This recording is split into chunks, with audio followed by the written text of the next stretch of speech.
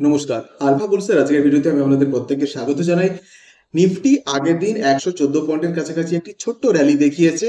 Next support কোথায় আছে, যেটাকে যদি পারে তো একটা বার ডিপ মেরে সেখান থেকে ওঠার সম্ভাবনা দেখাতে পারে, অথবা নেক্সট রেজিস্ট্যান্স কোথায় আছে যেটা ব্রেক করলে কিন্তু পরবর্তী র্যালিটা কন্টিনিউ রাখতে পারে, সেটা আমরা আজকের ভিডিওতে আলোচনা করতে চলেছি। তাহলে কথা না বাড়িয়ে সোজাসুজি চলে যাওয়া যাক স্ক্রিনে আর দেখে নেওয়া যাক নিফটির দৌড় কত দূর। স্ক্রিনে আপনাদের সামনে আছে নিফটি ডেলি চার্ট। নিফটি আগের দিন 25,114তে ক্লোজিং দিয়েছিল। 25,100তে আছে একটি রেজিস্ট্যান্স। এইখানে কিন্তু গিয়ে নিফটি এই মুহূর্তে রেজিস্ট্যান্স ফেস করছে।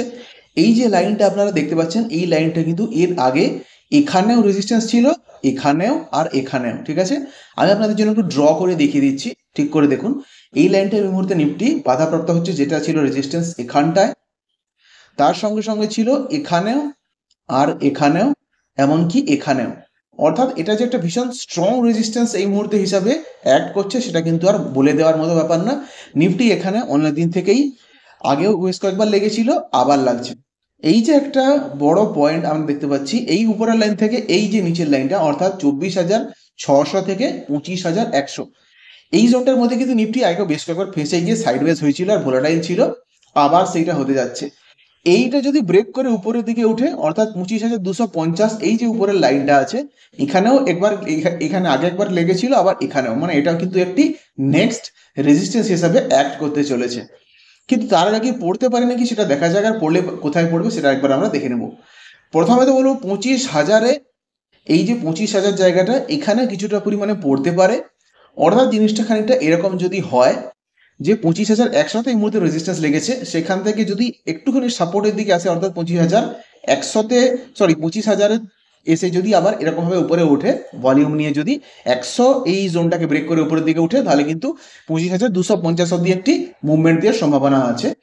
আর যদি 25,000 ব্রেক করে আরও নিচের দিকে নামে, সেক্ষেত্রে আমরা এই মুহূর্তে দেখতে পাচ্ছি যে এইখানে, সরি আপনাদেরকে একটু মুছে দেখিয়ে দিচ্ছি যে এইখানে একটি কিন্তু সাপোর্ট জোন আছে। ঠিক আছে, এই মুহূর্তে এইখানে কিন্তু একটি সাপোর্ট জোন আছে, যেটা আপনার হচ্ছে 24,900-র কাছাকাছি, বা 24,000, হ্যাঁ 24,900-র কাছাকাছি আছে। এইটা যখনই উঠবে তখনই কিন্তু আমরা বলবো যে একটুখানি মানে নিচের দিকে পড়ার প্রবণতা থাকবে, নাহলে কিন্তু যদি উপরের দিকে উঠে তাহলে 25,250 অব্দি। 5 মিনিটের হিসাবে আমরা একবার দেখে দেবো ট্রেডিং অপরচুনিটি কি আছে। সো সিম্পলি আপনাদের সামনে নিয়ে আসছি আমি 5 মিনিটের চার্ট।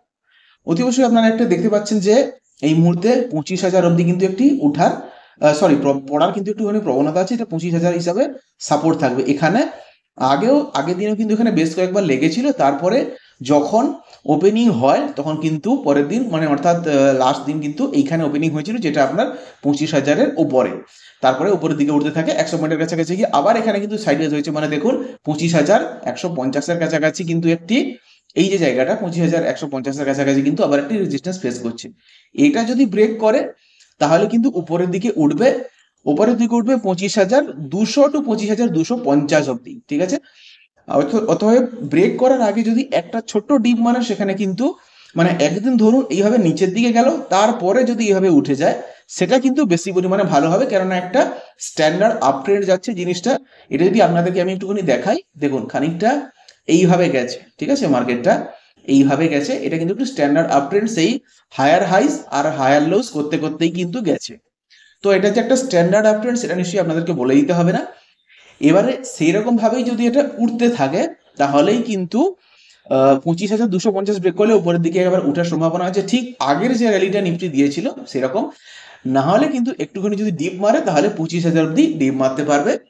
দেখা যাক নিফটি পরের দিন কিভাবে রিয়াক্ট করে। সো এই ছিল অ্যানালিসিস, আশা করছি বুঝতে পেরে গেছেন। দেখা হচ্ছে আপনাদের সঙ্গে পরের ভিডিওতে। সব ভালো থাকুন, সুস্থ থাকুন।